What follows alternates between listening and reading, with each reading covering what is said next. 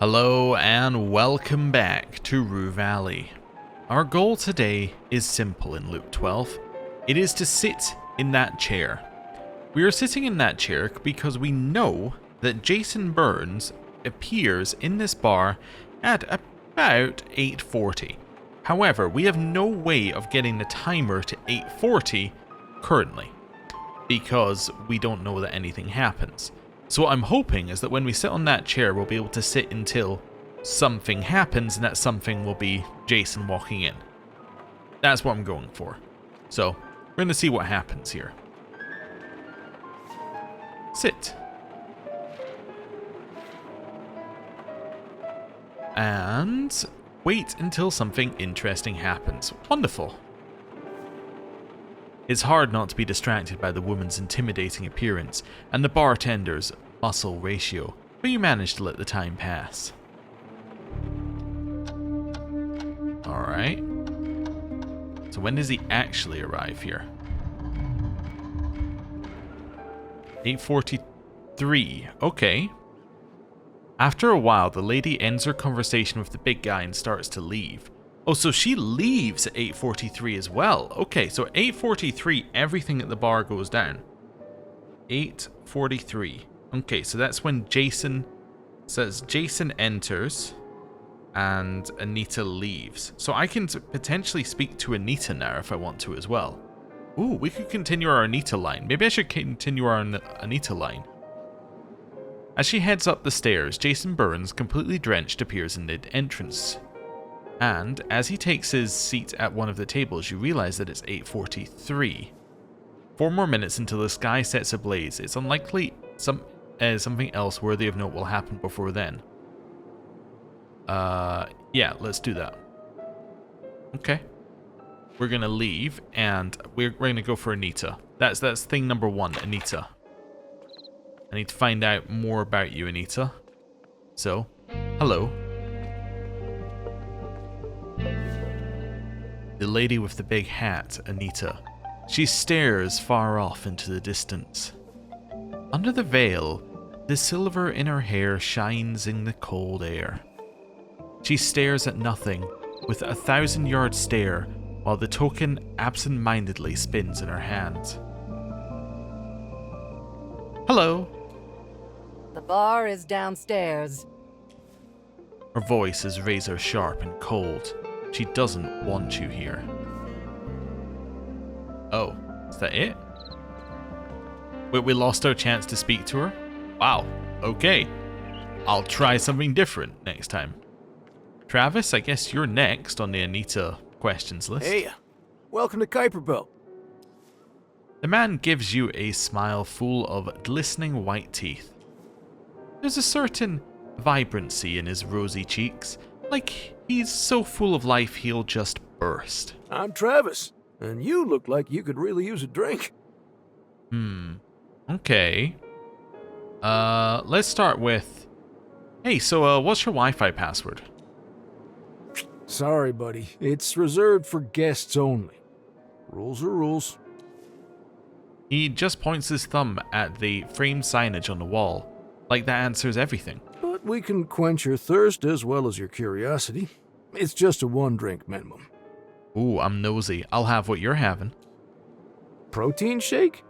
It's not exactly on the menu, so I don't think so. Anything else? Okay, pour me a glass of your finest water. I see you like living dangerously. Good on you. The password is Kuiper Cipher. All lowercase. Kuiper Cipher. Okay, and that also, I'm gonna write it down because, like, this is one of the things where it might auto-remember it for me. On the other hand, it might make me, have to type down Kuiper Cipher. But it also helps me remember how to say the name of this place, because Kuiper Cipher is chosen because it kind of, like, it's not rhymes, but because it's got the same type of, it's the same type of word in terms of how it sounds. There's a word that I'm looking for to describe that. But anyway, it helps. He doesn't bother hiding his disappointment, but rules are rules, and you're a paying customer after all. Okay. So, let's see. So Anitta seems a bit prickly. Is that normal for her? Anitta? Yeah, she's tough, no question about it, in every sense. She can lay down the law, push you around when she feels like it, and I'm alright with that. It's part of what pulls me to her, along with everything else. But But for one reason or another, she's been really mean to me today. I'm sorry to hear that. Instead of answering, he just nods, lost in thought, like he's turning something over, weighing it quietly in the depths of his mind. Hey, mind if I ask you something? I could use a fresh set of eyes on this. Look, my advice, it'll ruin your life, trust me. I asked for a fresh perspective, not a blueprint for my next move. As you probably figured out yourself, it's about how Anita's been acting today. Uh-huh. I can handle her being tough. Everyone's entitled to a rough day. But it's not every day you find out someone you love just pulled a huge sum out of your bank account. That's interesting. Ooh, okay.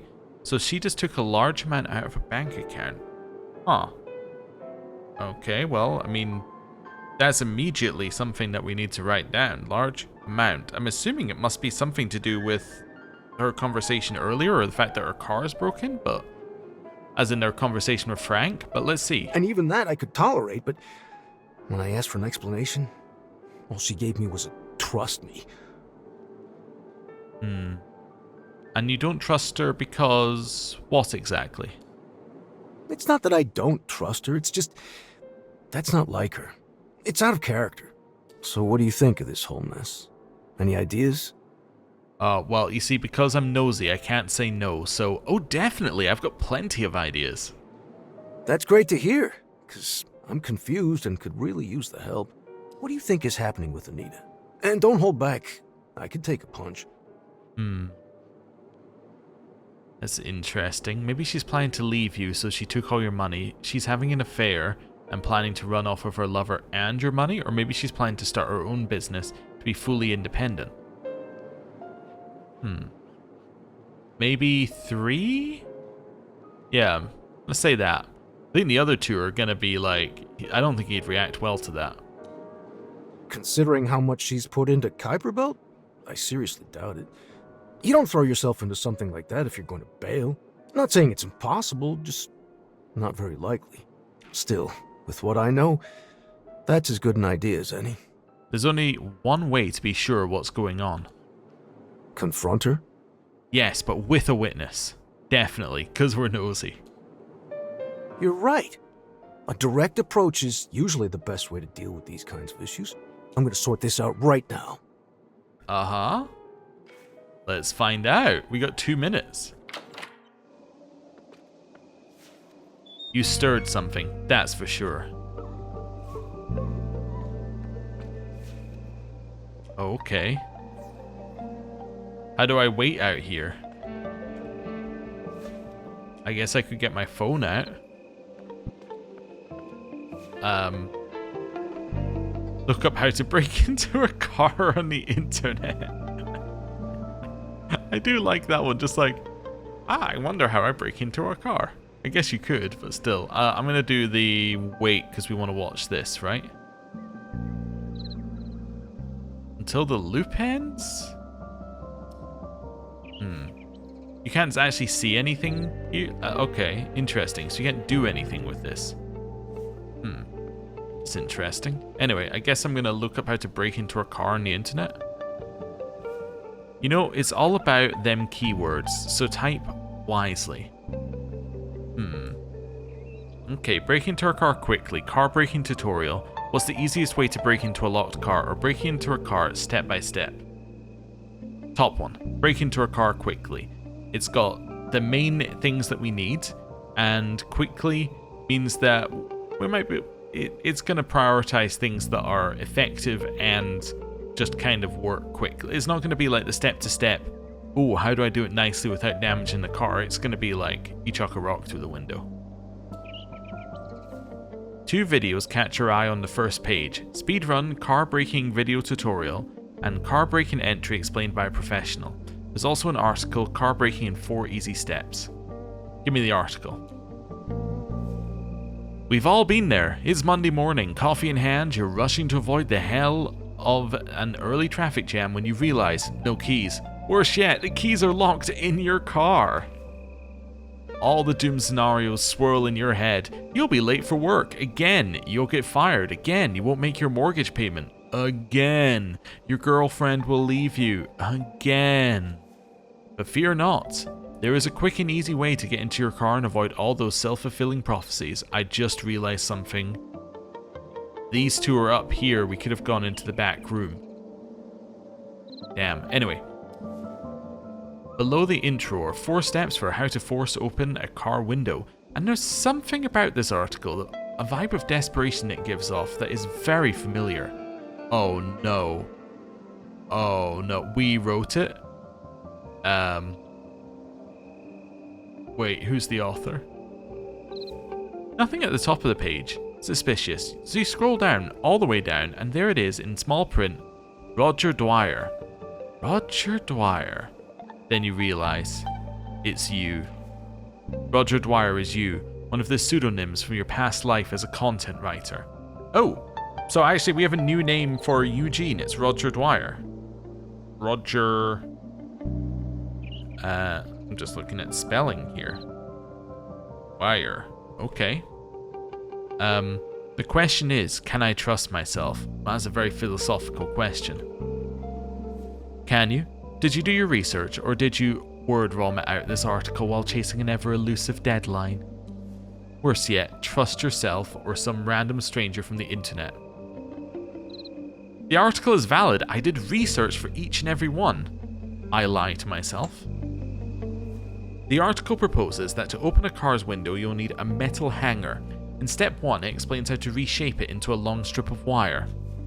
Step 2 guides you through choosing the best point to insert the wire, any place where you can jam it between the window and the rubber stripping. Okay. Well, metal wire hanger, check. Insertion point, check.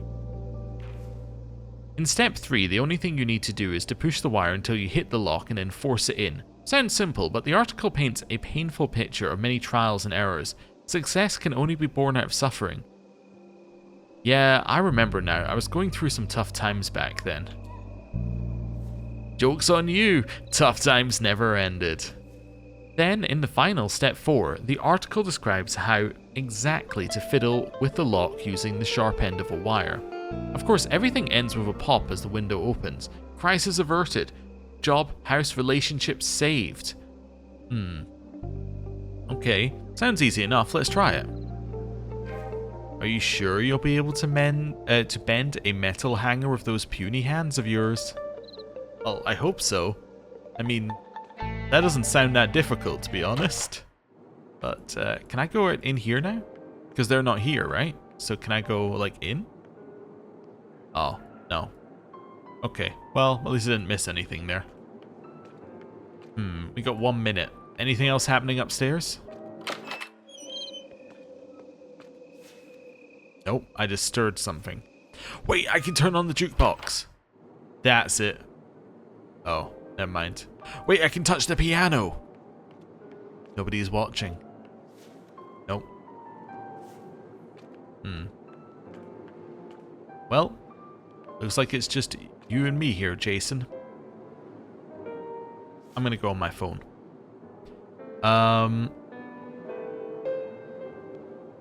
I don't need to call this guy, because I've already called him. Wait, I'm gonna do it upstairs. Oh, never mind. Apparently opening the phone and closing it makes a minute pass. That's new info, actually. That's useful info.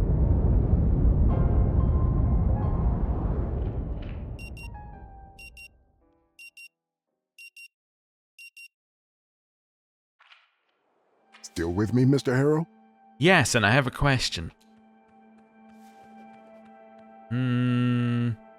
Actually, I don't. Alright, Mr. Harrow, I'll see you tomorrow. Okay, I need to check in because I need the wire hanger, which I assume I get from my room. Yes, Rue Valley. No, the repair. Yep. I'm in a bit of a hurry. Yep. Oh, Yeah. hello, Mr. Harrow. How are you? I'd like to get into my room.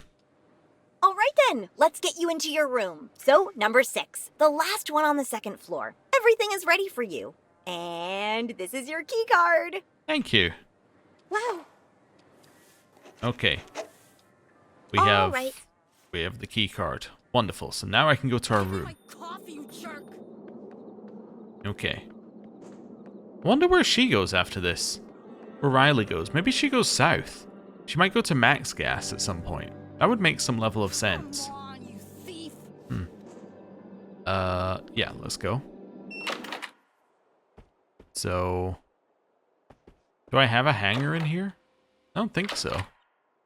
Maybe if I open this, I can get a hanger.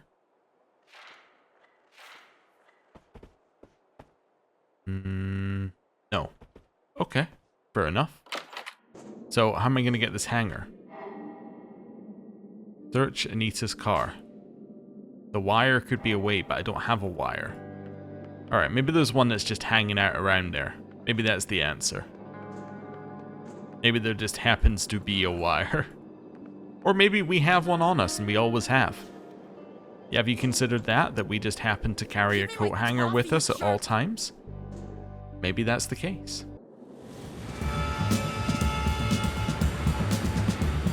I went the right way, right? I went the right way. That's fine.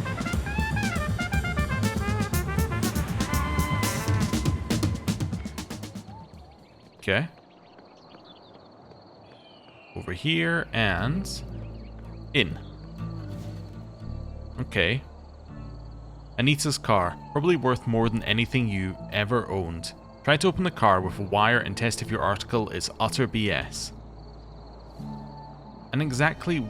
And where exactly is your tool of choice, the humble wire? Yeah, I was kinda wondering that. Lucky you, the repairman working from this garage thrives in an environment of chaos and garbage. Wires and parts are scattered everywhere. Okay. Ooh, do I take the first wire or the best wire? I'm indecisive, gotta be the best wire. Took you a while, but you found the best, straight as a ruler, long as your arm. And now an insertion point, somewhere between the window and the rubber. Middle. Almost without effort, the wire glides in. Seems like luxury is only skin deep with this car. Now what? You have to find the locking mechanism. Deeper. And there's a click. Seems like the wire found its way into the locking mechanism. You're either a natural car thief or just dumb lucky. This wasn't as difficult as your article portrayed it. See what happens when you let depression color everything you do? But this is all for naught if you don't manage to unlock the mechanism. Left and right, up and down are circles. Gotta be circles. In a moment or two, you feel your palms on fire and hear clicking sounds from inside the door. Circles. You're not sure if the sounds coming from the door good or bad. Circles. If you're being fair to yourself, you're not sure if this is even doing anything. And then, much to your surprise, the window opens with a pop. I told you, circles. So, you were not full of shit while you were writing this article. Or, you just found a good reference to copy. Well, what I do know is, I got in the car. Because I just went for the middle option and then spun in circles. But, enter the car. You finally enter the car and the scent of wealth overwhelms you. Leather seats, wooden dashboard, LED light strips around the cabin, darkened windows. Ooh. Okay. And then there's me, eating stale rice noodles for breakfast, lunch, and dinner. That just means you're in the wrong business. If you wanted money, you should have hustled more and worked less. Wow. Okay. Where am I even going to start? Well, Sunvisor is like the place in movies where you see people to keep their keys. Obviously, in real life, that's insanity. But let's see. A driving license falls into your lap as you unfold the Sunvisor. Let's have a look. The license looks decades old, the plastic tinged with a yellowish hue. Spread to every edge, Anitta, on the other hand, was young and striking. Her beauty is dimmed by a tired pallor even youth can't mask. laced with a lingering fragility, an echo of a past she fought hard to leave behind. Well, no one ever looks their best in official documents. The lighting, the angle, the background, everything was against her. Life choices had nothing to do with it. A birthday catches your eye. June 4th, 1977. Okay, so first of all, we now have a birthday. I'm not sure if it's relevant at all, but that would make it June 4th, 1977. Now, 1977, that would make her how many years old? This shouldn't be difficult for me. This would make her 47, I think. Either 47 or 48, depending on when this game is set. I guess actually she could be 49. I'm assuming the max is 2025, right? But she's somewhere in that range. So she's somewhere in the late 40s, right? Wait a second. Her birthday is June 4th. So, I mean, I also don't know what month it is. So, actually, never mind. I was going to say, oh, so we could work it out on the month, but it doesn't matter because I don't know, 1, what year it is, or 2, what month it is. So, you know that she's somewhere between those ages. Does it actually matter? Not at all. Let's check the storage bins in the front of the back seats. There's a half-drunk bottle of Coral Destiny Martian Dew in the right one, and in the left, a book titled How to Be the Best You. Really? Your eyes skim across dozens of pieces of generic advice, from drinking a cup of water first thing in the morning to cleaning your room, to arranging a wholesome routine for yourself before bedtime. You've written dozens of such articles, some of them a veritable diarrhea of words. This book looks like an especially potent anthology. Well, I'm gonna have to go with my drama side here. I can't even be the worst me! And continue searching. Let's go for the glove compartment. A dusting cloth, driving gloves, 3 unopened packs of cigarettes of the long variety, a power bank, and a fancy leather notebook. A notebook, you say? Now this is something worth checking out. No, we need to look at everything else first. Let's go for under the seats. People lose all kinds of things under there. You find only a handful of sticks of protein-infused chewing gum, and another handful of nothing. Alright, let's check the car's multimedia device. There's a bunch of options: music, navigation, emails. What's she listening to? Last thing Anitta listened to was the album Midnight Shift by a band called Petty Gold. What the? That's the music we tried to play in the jukebox. Is that a coincidence, or is this something that... Wait a second. That's what we tried to play in the jukebox. Okay. Okay, so this is Midnight Shift. The reason why I'm writing it down, right, and it's Petty Gold, I want to see if we could... No, we couldn't use the jukebox again. The reason why it's weirding me out is because I wonder whether if we change the jukebox, we can actually change other things. I'm wondering whether that's determined by our choices or if it's coincidence. Navigation system? That sounds interesting, actually. Seems Anitta was heading to 164 Cherry Hills Road in Bothwood. Okay, 164 Cherry Hills in Bothwood. Cherry Hills in Bothwood. So where is that exactly? Never got there though, since this midlife crisis on wheels died on her. Okay, run a quick search on that address. There's a business associated with that location. Sloan Solutions Limited. Sloan Solutions. Sloan Solutions. Have we heard that? Looks like one of those financial advisory firms that seem to be popping up everywhere lately. Almost like they're multiplying overnight. No, I don't think we've heard it yet. Hopefully the same can be said for their clients' funds. What are you getting yourself into, Anitta? Tax reports, investment management, the options are limitless, and most of them are remarkably dull. I've seen enough. Wait, what do you mean I've seen enough? There was an email app. I guess maybe the email app tells you it was Sloan Solutions. Alright. Well, I guess I'm going to do this. A luxurious leather-bound notebook with a built-in ink pen holder. Seems barely used.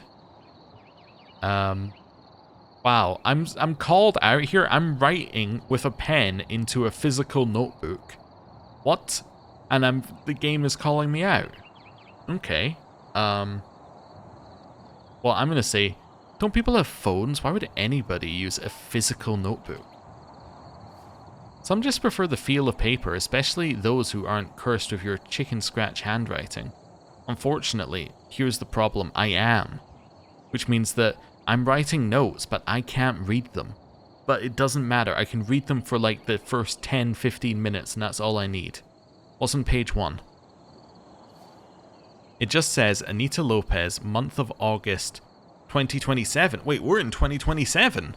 Whoa, whoa, whoa, whoa, whoa. Wait, actually, we might not be, but that's actually huge news. Okay, so we're in August 2027. Okay, so she was born in June 1977, which means that she is 50. Oh, not only is she 50, she's 50 and 2 months. Oh, now that makes a bigger deal. Okay, I see. So this could explain some things about why she's acting out a little bit. Alright, let's flip through the notebook. You breeze through the used pages in a single breath. All you find are a few meetings scheduled this month filled with names that mean nothing to you. Then, the very last entry for today, a meeting at high noon with one Aaron Sloan along with a phone number, presumably his. We have a new phone number? Oh, Aaron, you're going to get called about all kinds of nonsense over the next many loops. Aaron Sloan. Okay, it's a new person. What else is there? Blank pages of high quality stock, dozens of them. That is until you flip to the end, where a neatly folded sheet of paper is tucked in the crease. Ooh. Examine it. As you spread the paper, you notice a filigree SS logo watermark adorning the upper right corner, so that's Sloan Solutions. A colourful chaos of overlapping pie charts, tangled flowcharts, and cluttered bar graphs is a dizzying data maze designed to confuse rather than to clarify. Upon closer inspection, you realize it's the annual financial report for Kuiper Belt. While you're no expert, the mention of insufficient revenue suggests that the bar is facing a substantial loss. Oh, so the bar is not doing well. The bar is going under. Okay. Bar is going out of business. So not only is the hotel, her old one, going out of business, as is the bar. Okay. Interesting. Maybe that's why Anitta wanted to meet that Sloan fellow. And then her car broke down, with her business falling apart and you snooping around her dirty laundry. No wonder she's in such a great mood. Okay, so have I finished Anitta's car? I have searched it, right? I have. Oh no, I have to call the phone number first. Okay. Call the number from Anitta's notebook. The line rings and rings and rings endlessly, like it's never gonna stop. And just as you're about to hit the end call, a deep, exaggeratedly masculine voice, clearly trying too hard, answers. Hello. Thank you for calling Sloan Solutions. How can we assist you on this fine day? I was just checking if Anitta Lopez maybe managed to meet with you today? And who might be asking? Unfortunately, we're not at liberty to disclose sensitive client information. Mr. Nightingale, Miss Anitta Lopez's personal assistant.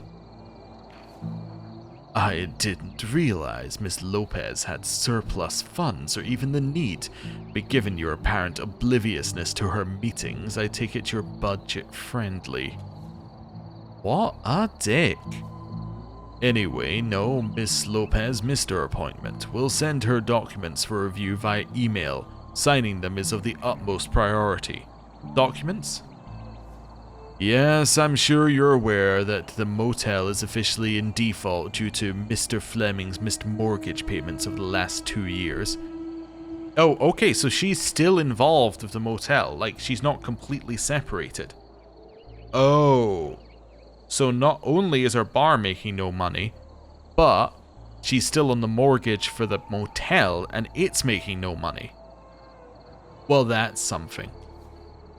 As the rightful owner, your, Miss Lopez reached an agreement with New Horizon Bank to have the foreclosure, along with the taxes, handled through the acquisition, which cannot proceed without her signature. Oh, those, the documents for the motel's documents. Wait a minute. Who is the... I'll inform her ASAP. Thank you. Oh, no, that was him going, wait a minute. Who is the... And, okay. Well, that's an interesting development. Now, why would Anitta want to meet this Sloan Shark in person? Oh my god. It's a pun. Hit me mid-sentence, Sloan Shark. That's a good one. Okay, in person, if she already agreed to let the motel go under, drop the axe herself? Or is she actually trying to save it?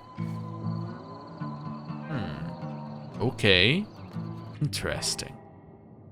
So we're learning a lot about her here. So, she planned to pay off the motel's mortgage. Huh. Interesting. Let's hold to wrap this up. Found everything I could in Anita's car. Well, I've gotta speak to Ben now. Yeah, we got something. Oh, but except he's not available. Ben Fleming. Sorry, can't talk now. Quite busy. Call later. And when will you be available? I don't know, around 8:30 or later. Gotta go now. Bye-bye. The line is dead. I forgot he's not available. Okay. So, if we got everything we can out of the notebook, we have. And everything we can out of the car? I can re-enter the car and, yeah, there's nothing. Huh. Okay. Do I sit here until something interesting happens? I think this makes the most sense to sit here. We just need to waste time, so. The bench doesn't look very comfortable, but you're glad that there's a place to chill around here. Wait until something interesting happens. It's calm here. Unnaturally calm. You're so used to yelling, banging, arguing over the phone that you half expected some sort of drama to unfold wherever you go. But not here. Let's see if drama will emerge. In the distance you hear a motorcycle engine. Ah, so this is where Riley goes. At 8:14, Riley's here. Okay, 8:14. Huh. Okay. Interesting. It's the woman from the motel, the one banging on that poor vending machine. Better make a mental note of that. Who knows when you'll need it. It's also worth checking when she leaves the motel. It's like 8:08 or something, right? Wait and see what else happens. Other than the woman refueling her bike, you don't notice anything of importance. Let's see what she'll do next.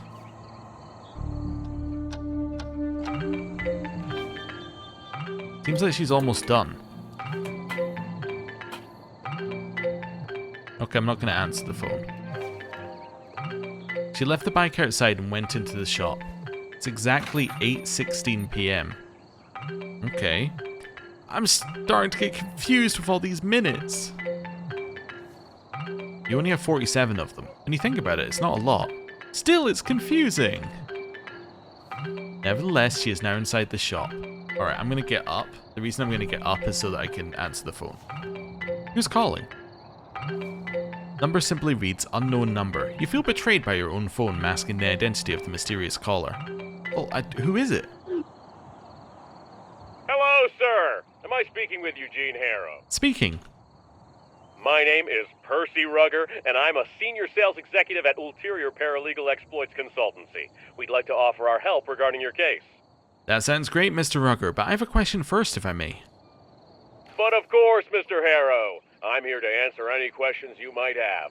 At your service, as they say. Sorry, I need to hop on another call. Call you later. Okay, I'm not quite ready for a reality show, but we will do that at some point. I suppose I can steal the bike. No. We could go in here. You know what? There's no reason not to, I suppose. See my brother around, by any chance? Ooh, brother. Yeah, he's right here in his... Her brother is Frank. Okay. Now that is interesting. Okay. Now that is very... Okay, now we've got a complicated thing. Because we know that at one point, Anitta and Frank had maybe a thing or something. That was hinted at by her. But we also know that Frank and Riley were raised by Anitta and Ben. Which is obviously weird. As she turns to point towards the garage, her eyes widen and she stops mid-sentence. What the... He disappeared. Left without saying anything, huh? Typical Frank. Ooh. Nah, there's only one road out of here. He couldn't have driven off without me seeing him. Hold on, I'm calling him. She reaches for her phone. I already tried calling him, Max. No use. She nods at her, but proceeds with the phone. Mm-hmm. Off network. Damn. Yeah. Pity. I was hoping to catch him at the motel before I head out. Oh, where you headed, by the way? Vacation? Nothing like that. I quit at Coral Destiny. Oh, so she did work at Coral Destiny. Interesting. Okay, so she worked at Coral Destiny, which we kinda suspected. And she quit. Ooh. Okay. Why? Wow. Really? Yeah, I just need a change. Uh-huh. Ooh. Thought you'd never leave. I didn't think I would either, but here we are. Anyway, I'd rather not talk about it. I just wanted to say goodbye to Frank before I leave. You know, we've been at odds lately, but Wait. I hoped... Okay, so Riley is also arguing with Frank. Okay, I'm starting to think that arguing with Frank is not a, thing that we need to write down, because we can just assume it at this point. For everyone. The sentence trails off, leaving the thought unfinished. I know. He's not at the motel, he's not here, so probably drove to Bothwood? Yeah, that sound like him, but still, I swear I've been standing right here looking at the only road the whole time. And I didn't see or hear him leave. No sound, no dust, no nothing. I went outside about an hour ago, maybe half an hour, talked to him. He was fixing Anita's car and his blue pickup was still parked there. Couldn't he have driven it the other way? Into the mine pit? I would have heard that for sure. Besides, the fence is intact. Mine pit. Okay, so going further takes you to a mine pit. That's an area we can't get to or haven't been to. She looks towards the pit. The fence is intact, because she already said that, yeah. Weird for sure, but it's Frank. There's always some sort of twist. We both fall silent for a moment. Oh, because I'm nosy, I'm going to continue listening. Hey, I know. Let's check the security camera footage. We'll see when and how he managed to disappear. Oh, great idea. Let me see. Okay. Interesting. Need admin access to rewind. Just a second, need to log in. She starts typing on the keyboard and mumbling to herself, probably trying to remember her password. I think I added some numbers at the end, she mutters to herself. Oh, shit. Rain. And I'm on a bike. Sucks. You in a hurry? Not really, but I wanted to stop by the cemetery before I continue on. Whoa, okay, so she goes to the cemetery afterwards. Okay. Tough luck. Till the rain stops, it'll probably be night by then. Yeah, not the best time to visit the cemetery. Ooh, just my luck. Anyways, I'm logged in now. Want to come behind the counter? Oh, wait, I'll just angle the screen so you can see it. Yeah, that'd be good for me too. No need, I can see everything fine from here. Alright, let's rewind. There he is. Stop. It says 7:55 p.m. That's only half an hour ago. Oh, okay, so 7:55. So on our timeline, we now have something from before we started. Okay, 7:55. The careless driver and his blue pickup appear on the screen. Let's fast forward a bit. Alright, let's see. She fast forwards the video for no longer than a couple of moments, and the careless driver as well as his pickup disappear from the video. Wait, what? He just vanished. What? How? I don't know. There's no way. You must have misclicked or something. I didn't. Look, it says 8 p.m. right there. Okay, so he disappeared at exactly 8 p.m., which makes sense if we're in a loop. And he's broken from the loop because at 8, he was acting normally, loop starts, and all of a sudden he's somewhere else. Actually, that doesn't make sense. No, that doesn't make sense at all. Unless he found a way to break himself out of the loop. So he's in a different place entirely. Or he found a way to hold his place through loops. Go back a little. Maybe we missed something. Okay, let's go back. She presses a button. 7:59, and here he is again. Play it at half speed. Alright. She plays the same part at half speed. Unbelievable. 8 p.m. on a dot and poof! Alright, let's continue listening. Oh my. She laughs nervously. My brother's nuts. I can't believe he hacked the security camera. Of course, that's what a sensible person would think. Why would he do that? I don't know, but I bet he wasn't really even there before 8. So you think I imagined it? I know what I saw. No, I'm just saying, Frank didn't just vanish into thin air. There's gotta be a rational explanation. Well, I don't have one, but I know what I saw with my own eyes. Maybe the footage skipped into another date or something. Let's rewind a bit more just to be sure. Well, it's say 8th of August, 2027 right there in the corner, but let's try. Oh, okay, so we're even more specific in terms of date. We now know that we're in the 8th of August. Okay, so we're 8/8/27. Okay. She starts rewinding the footage. Look, 7:41, and that mirror right there as I remember it. I stepped out for some air, asked Frank how he's doing. The clock on the screen keeps ticking backward.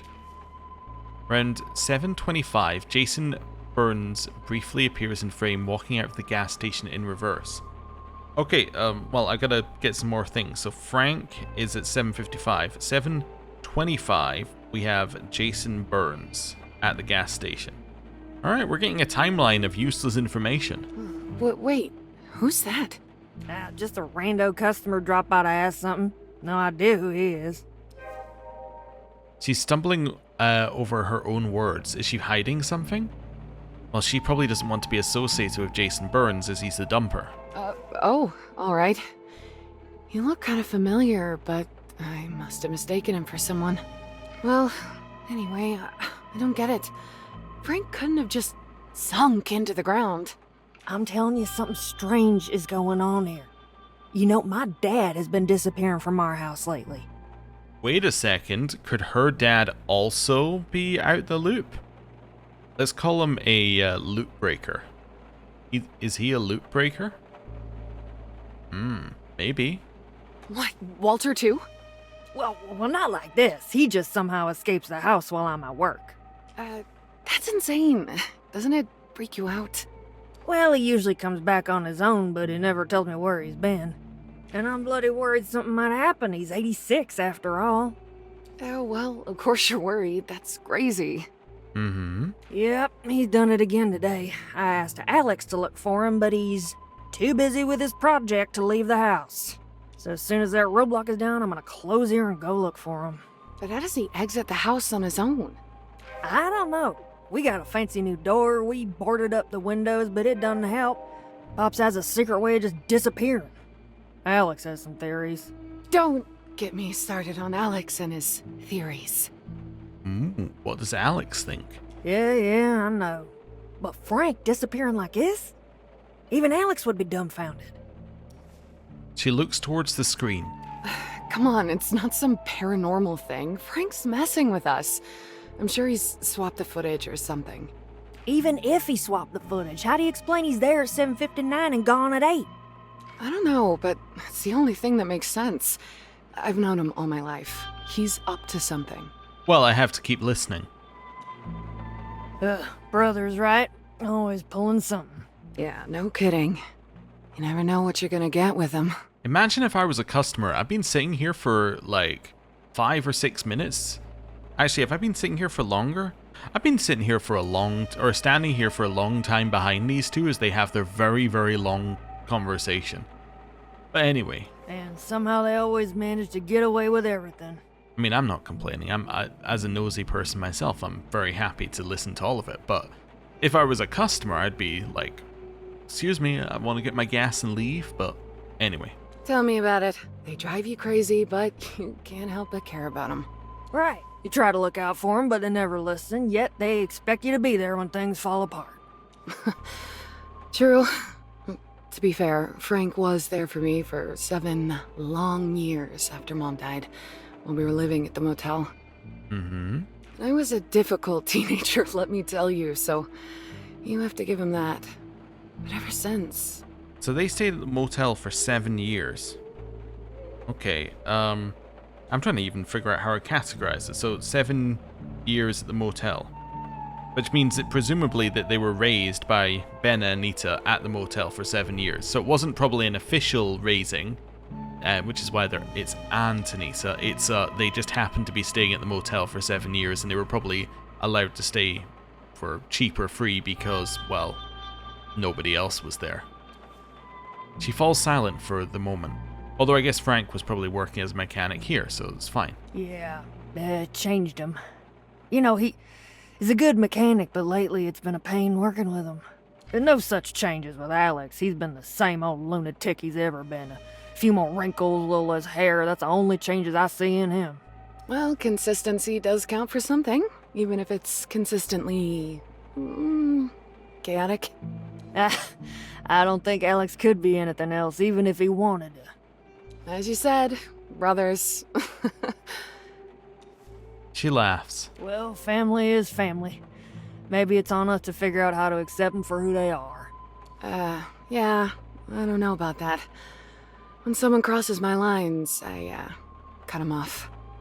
That's interesting. When someone crosses her line, she cuts them off even if they're family.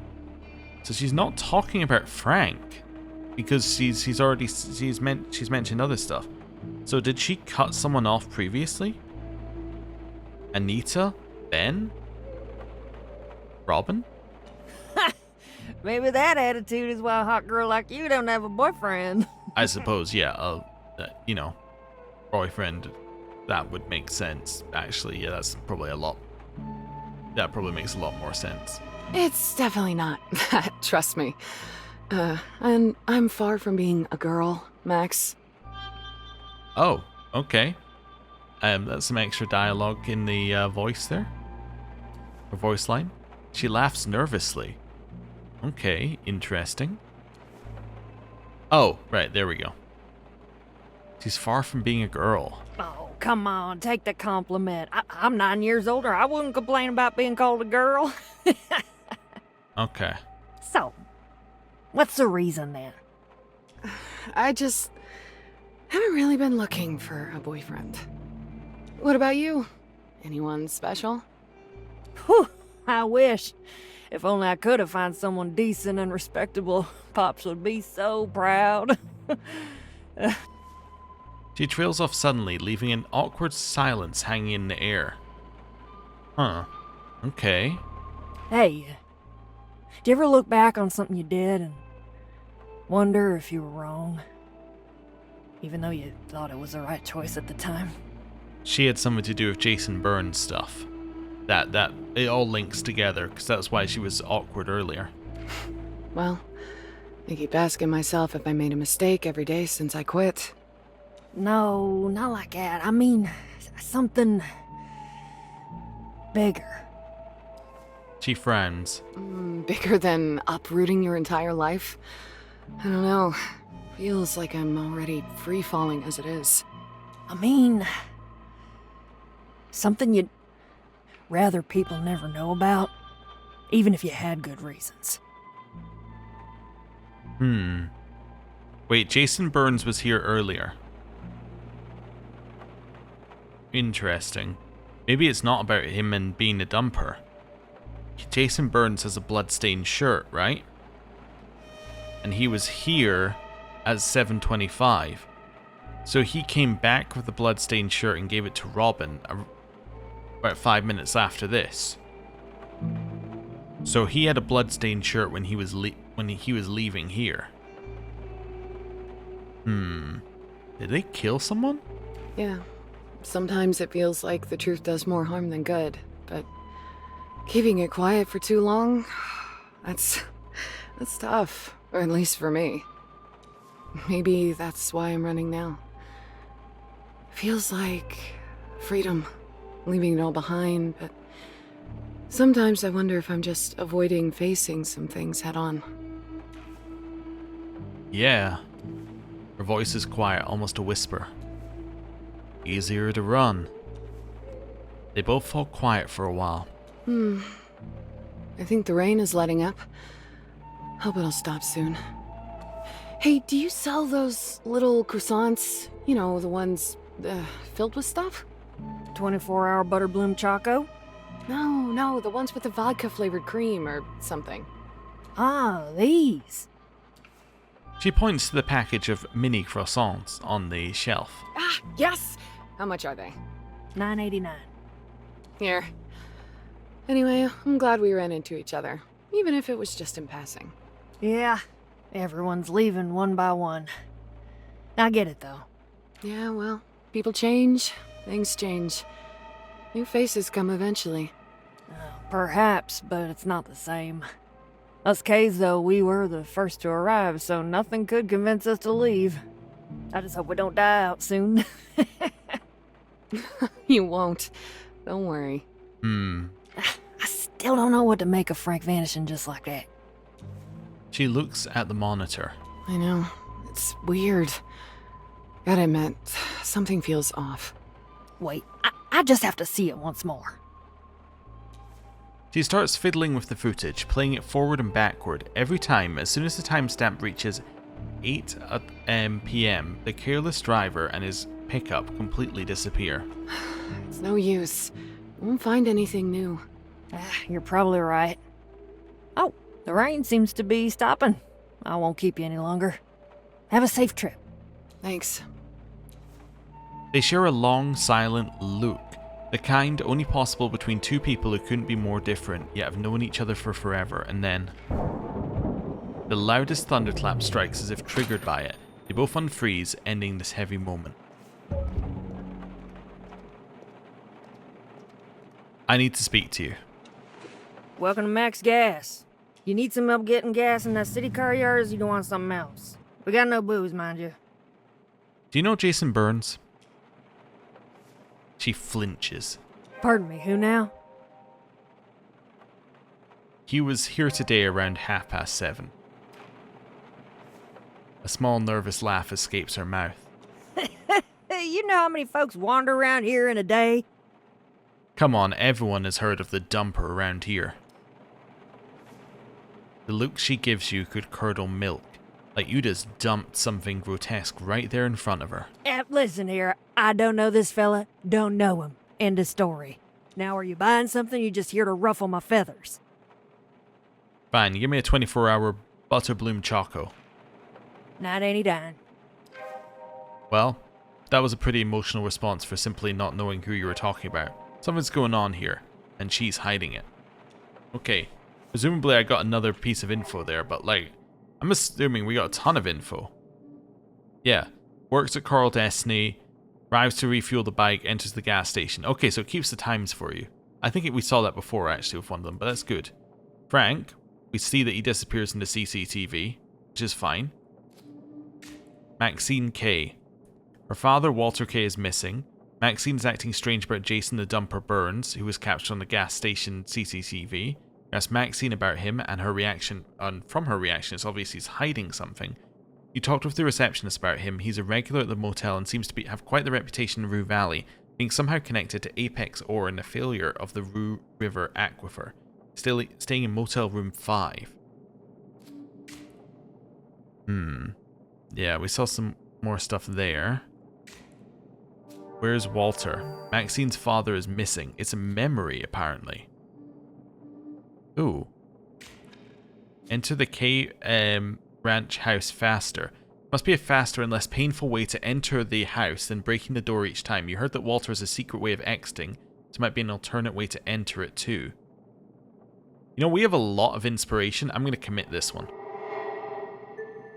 This seems important. I want to commit it so that we can just do stuff with it. Okay, anything else that we know about?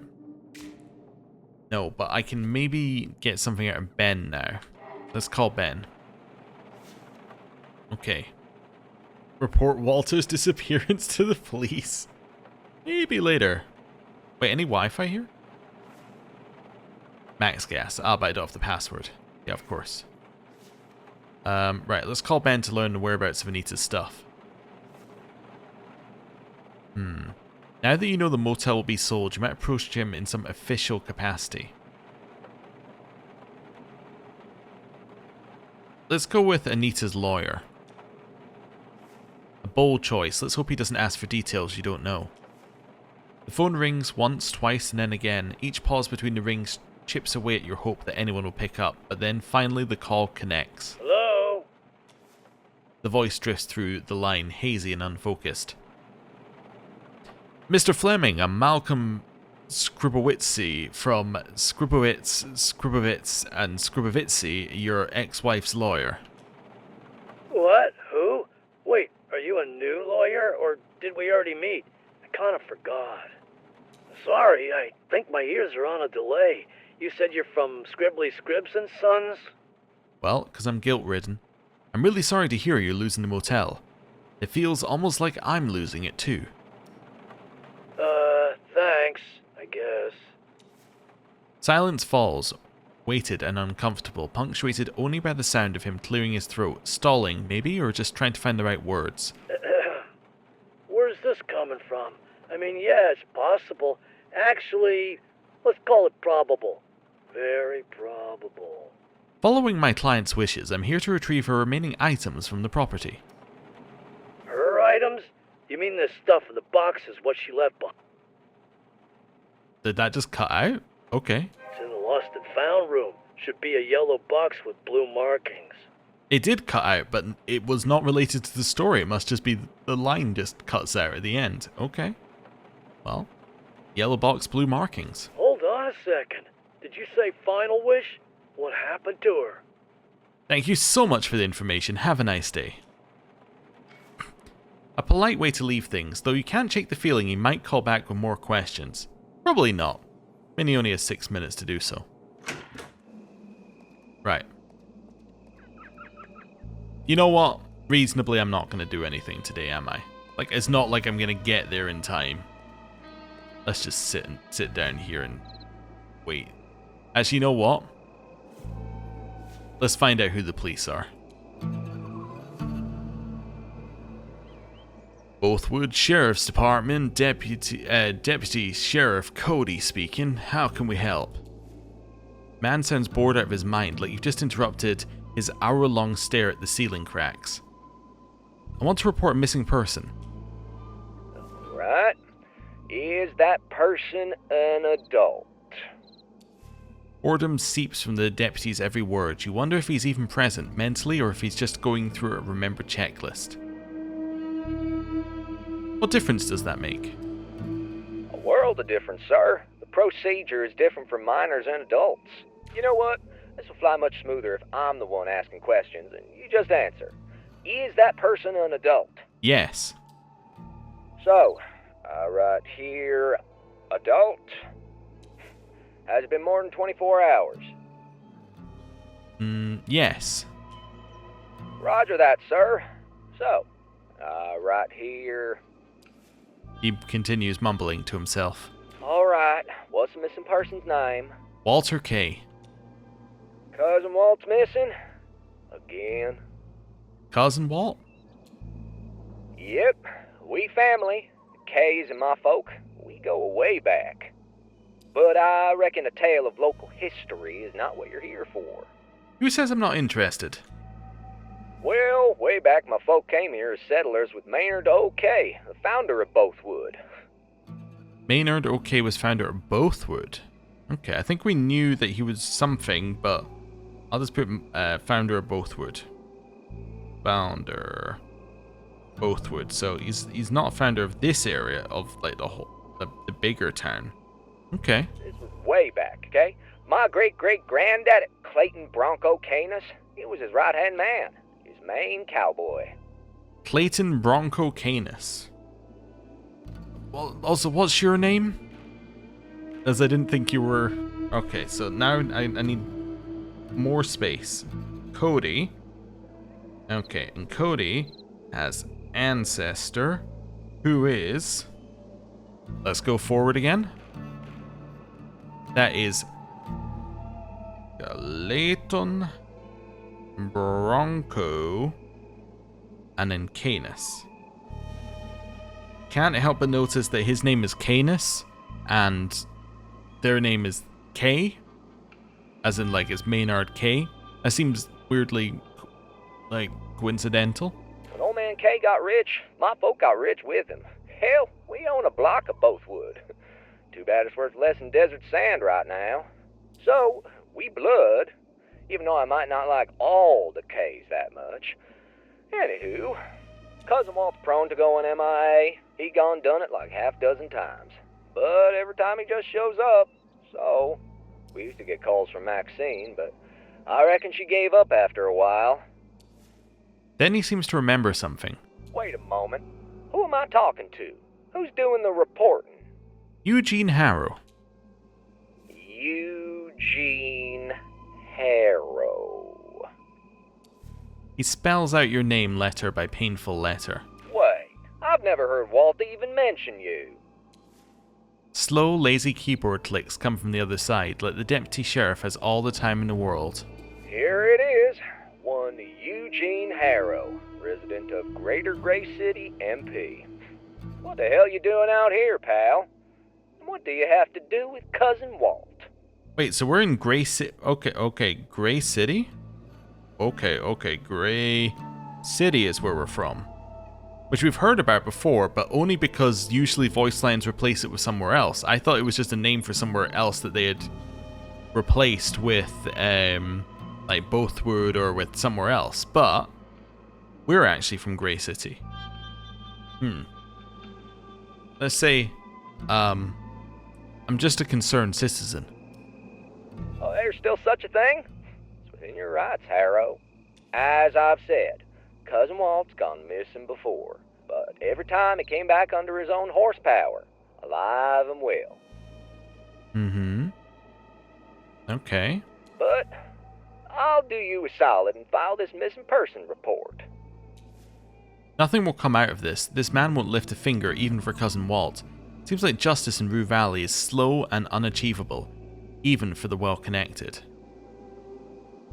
Well, thank you for your service. Only doing what we're here for. With that, the line is dead. Okay. Well, that didn't find Walt. Okay. Oh yeah, we still got the failing to enter Frank's room one that I refuse to fail. I don't know if I'm messing up by refusing to fail it, but I refuse to fail it. Okay. Well. That's the end of that loop. Never mind. Oh wait, no, we can go to the graveyard, right? Well, actually, I don't know if we can go to the graveyard, but we should try to go to the graveyard. Because we know that that's where Riley is. South?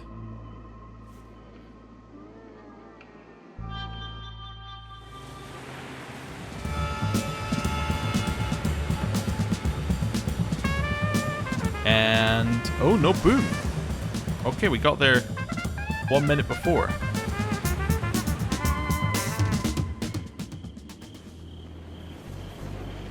Never mind. We got here in just enough time to confirm that the bike is indeed here.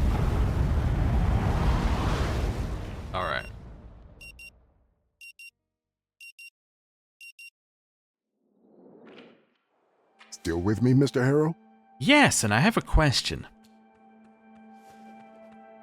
Nope. Don't have a question. Okay. Let's find Anitta's stuff. Out already. Yes, I have rebooted the modem. It's in here, right? Look for a yellow box with blue markings.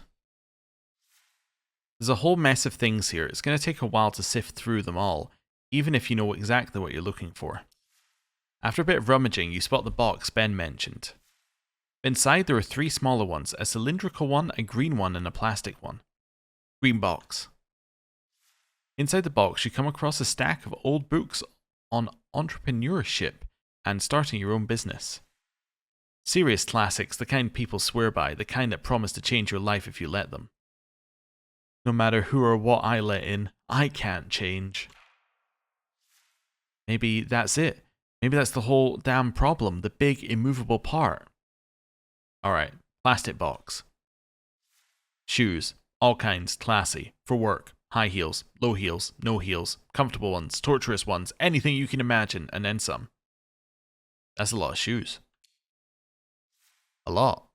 The understatement of the century. It's an invasion, a whole army of souls waiting for their next mission, their next step. Cylindrical? There's a pile of notebooks, all dated from the 1990s, but the writing is a chaotic mess.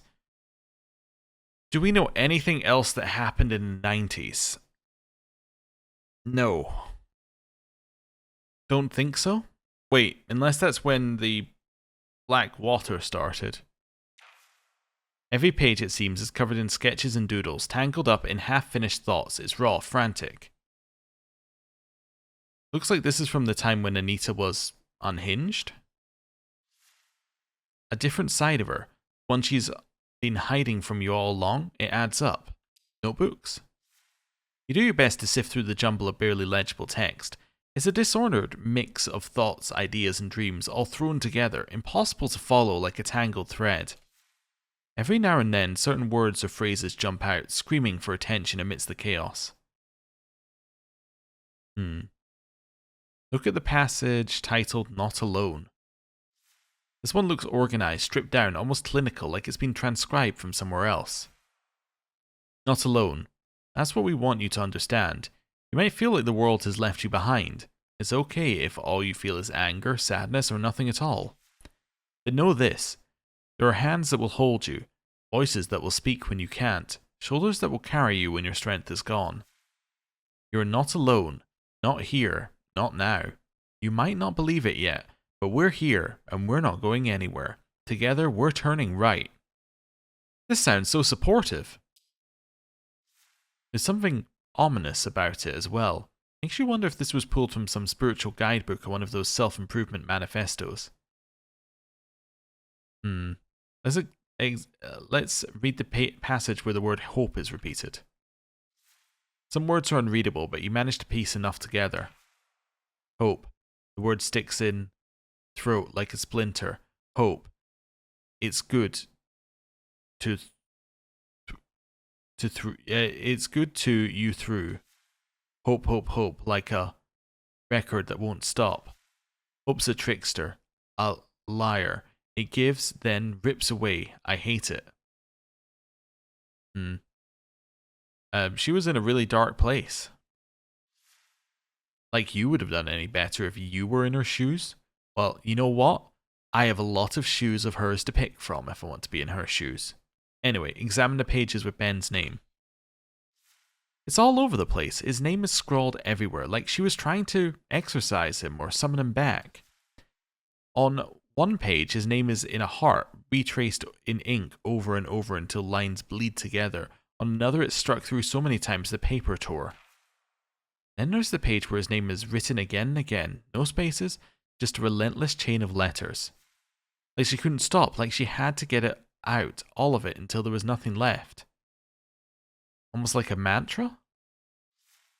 Maybe he was a lighthouse, bright, guiding, yet blinding. Just as much a beacon as he was a fog that swallowed it. The place of safety, sure, but also a place you'd run from when the light got too harsh. The drawings alongside the text are a strange mix, hollow, despairing faces, and suns that beam across entire pages. In one of the notebooks, 2 calendars from 1997 and 1998 are taped to the center. Most of the days are crossed out like someone was counting down to something. Doomsday? Whatever she was counting, it ends in 1998. The writing stops there too. Wonder what else is here.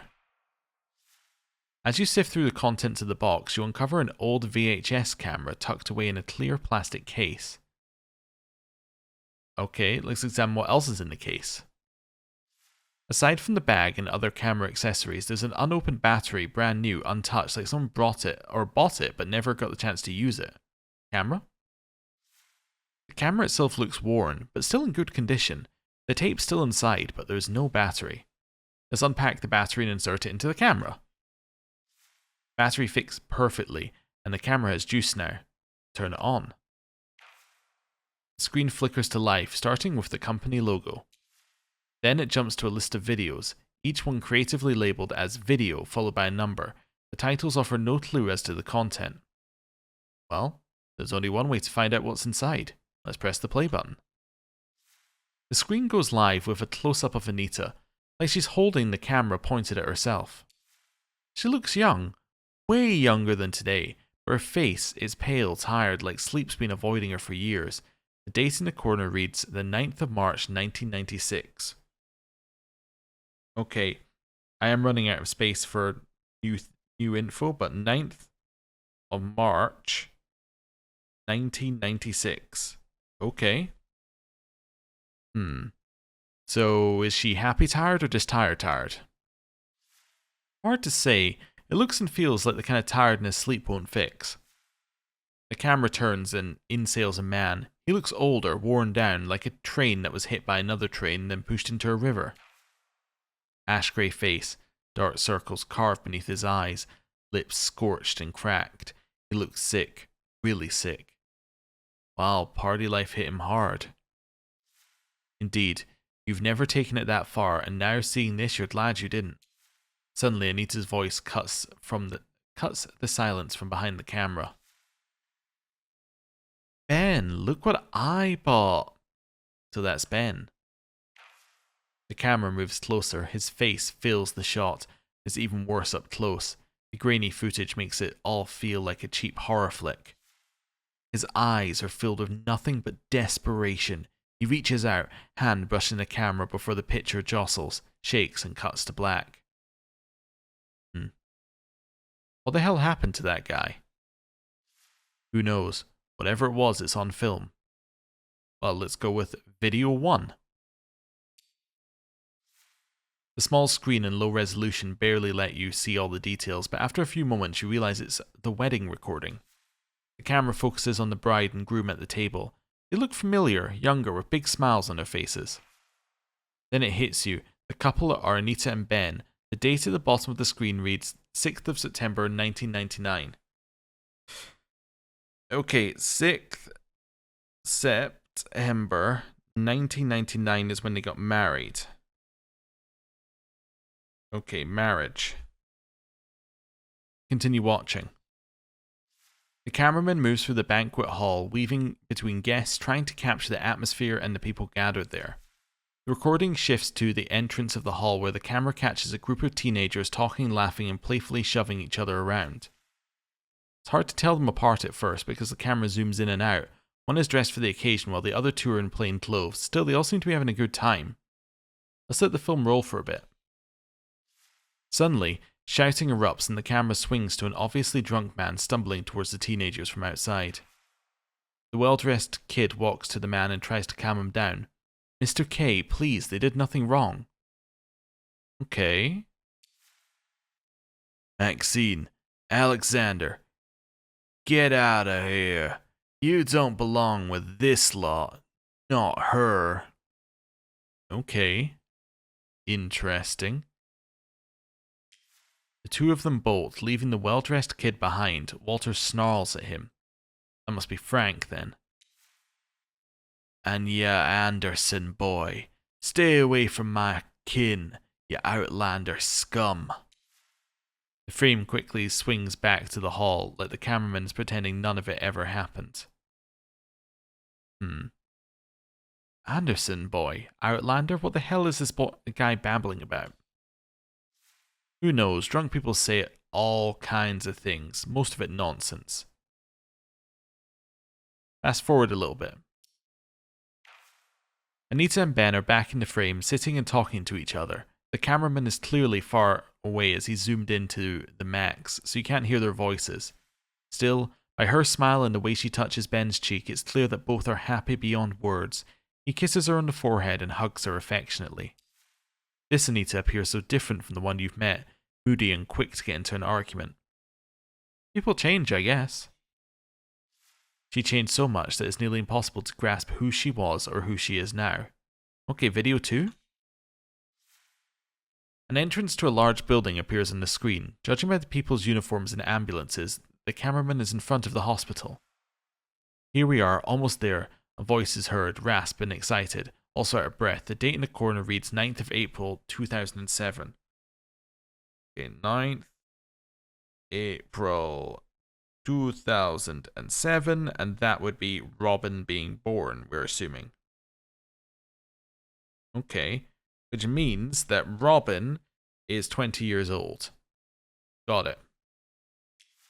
The camera swivels to the source of the voice. At first you can't recognize the man standing there, then it dawns on you. It's Ben. Not the Ben you saw before. This is a man reborn. Older, yes, but in that rare kind of way where time has treated him kindly. His cheeks are plump with the flush of health, tinged with a rosy hue. The despair that once clung to his eyes like tar is gone, replaced by... what? Hope? Happiness? A wide smile spreads across his face, revealing teeth that gleam. A man with something to smile about, as if he's just won the lottery or been given a second chance at life. So he survived. Incredible. Then you see it, something that wasn't there before. The crutches. He's holding one in each hand, and as the camera zooms out, it becomes clear. Ben's missing a leg. His trousers are pinned up where flesh and bone once were. Was this the price for his new lease on life? The Ben in the first video, ashen, skeletal on the edge of oblivion. To see him now upright and smiling, even if it's only on one leg, it almost feels like a victory. Almost. The cameraman follows Ben to the reception area where the nurse with a stern look greets him.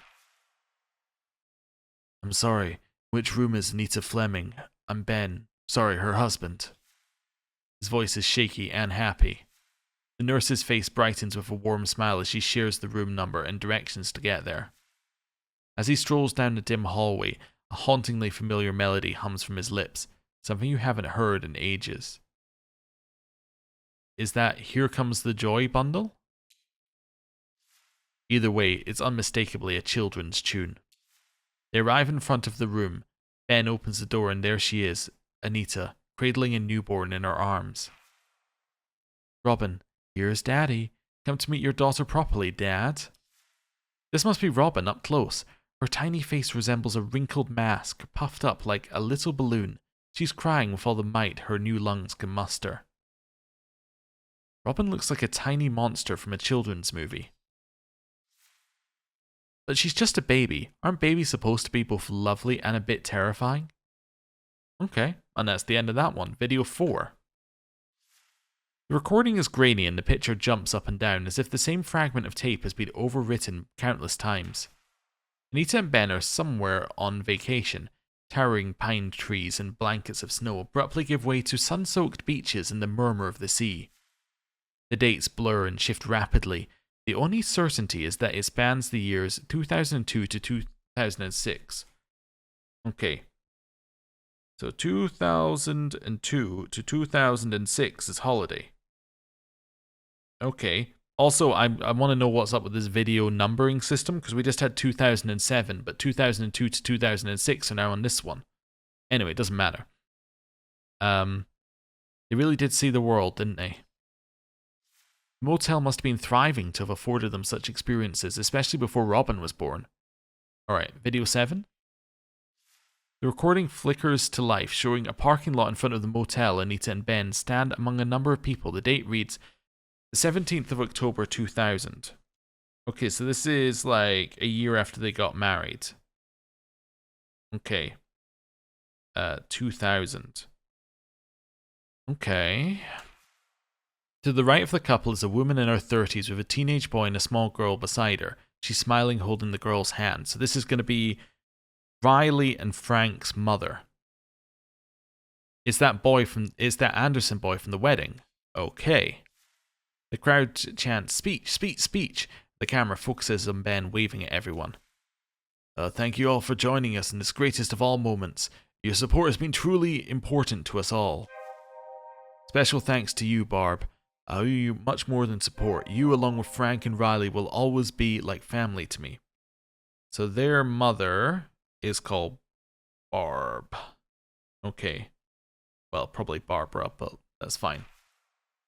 The cameraman zooms in on the woman with the teenager and the girl. She's smiling, but there's a hint of sadness in her eyes. The boy looks obviously embarrassed while the girl hugs her mum closely. Ah, so that's Frank and his mum and Riley. Wow.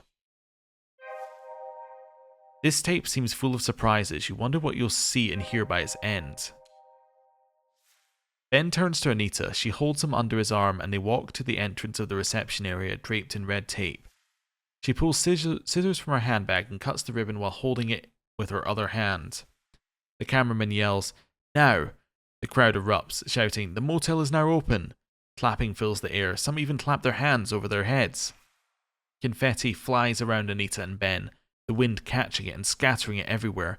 It's like colourful snow made of pure happiness. Ooh, I think we'll go for the depressing one. So why is my life so empty of these moments? What risks, real risks, have you taken so far? Here's your answer. Oh, ow. Let's run video 8. Anitta stands surrounded by a group of people. Ben is nowhere in sight. No familiar faces here. The ambience also looks out of Rue Valley. The date in the corner reads this 22nd of August 1998. Okay, 22nd of August 1998. So that means that it is before the marriage, but 2 years after the one where she looked out of it. Okay. This isn't going to be a celebration of her divorce from Ben. It's too early. Mainly because they're not married yet. Looks like a graduation ceremony. Doesn't look like an ordinary school though. One of the people, you've never seen him before, clears his throat to get everyone's attention. As silence falls, he waves to the cameraman. The recording shakes as the cam guy adjusts something off screen. Suddenly a song starts playing, muffled like it's from a portable speaker. I can't decide if I know or don't know the song. Does it really matter? Could the song, by any chance, be Midnight Shift by Petty Gold? He turns to Anitta. This is a special moment for you, and for all of us as well. I'm proud to give you a reminder of how far you've come since you first came to us. A rehab, maybe? He hands her a small box. Anitta gazes at it with a smile, humming along to the song's melody. What's inside? Open it, please. Anitta opens and takes out a small plastic token. The same thing she was holding in her hand tonight and fiddling with. Oh, yeah. Okay. As she smiles, the speaker says, "And don't forget, when the going gets tough," the whole group shouts, "Turn right!" They start clapping and embracing Anitta, which is what they were, the thing that we saw earlier was talking about, turning right. We weren't sure if it was motivational or a cult. Feels like a cult. Anitta turns to the camera, waving the token while the song increases in volume. Nothing can be heard over the melody. What's going on here? What kind of ceremony is this? What's that token mean? Why does he still have it so many years later? Turn right. I've heard that phrase before. You encountered it when you rummaged through her notes. Maybe you should look for more info about it. Okay. Now we've got play Anita's song. Okay. Has a special song. Maybe she'd like to hear it once more. And this is Anita's old stuff. Okay. So we've now done that one. Yeah. So that's done. And now we're going to definitely commit this. Yeah. Yeah, there's a piano at the Kuiper Belt. I could test my musical abilities, but only if I have permission. Okay. Then... Well, we found out some more stuff about Riley. She's Riley Anderson, Frank's sister. Frank Anderson. Yeah. We already knew Riley was his sister, but I guess that confirmed it there for us. And then, what I'm going to do is I'm going to do this one.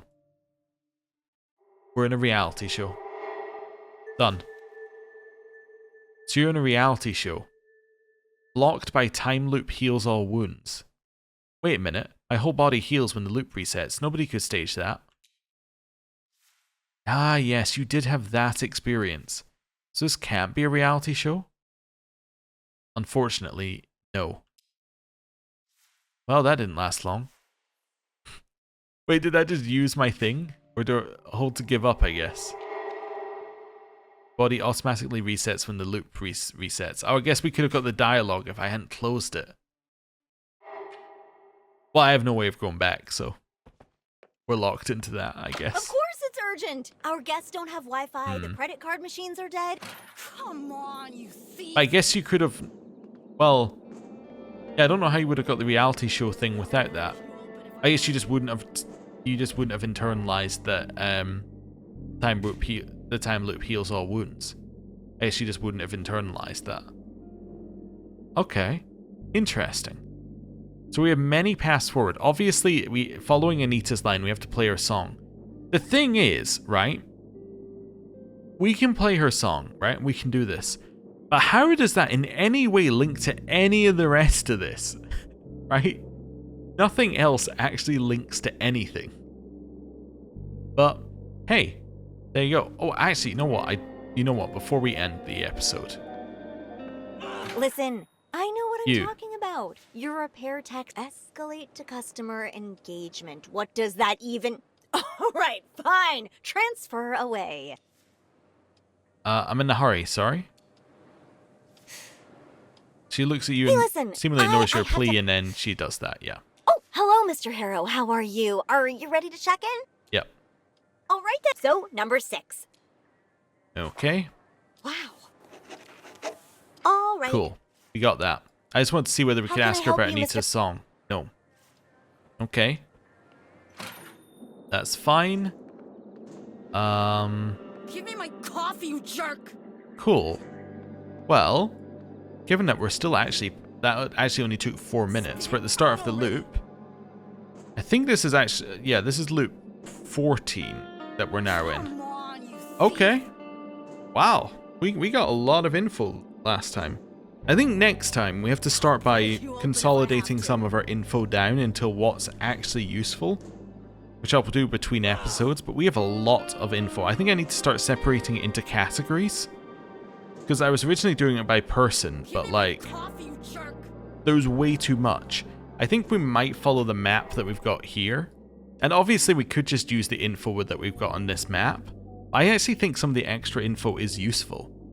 So I think that we may try and separate it into some sections like Anitta and the Flemings, and then maybe down here and then in here. Like these 3 sections, because these are kind of 3 stories, right? Which we're not entirely sure where things connect. Like we don't even know how Riley connects, but I assume she connects to Coral Destiny looking at this. Assuming that where they are on this actually matters and they can't just flow around to somewhere else, but... Anyway. Yeah, I need to do a little bit of consolidating. But I'm going to end the episode here. Thank you very much for watching. I'll see you next time. Goodbye.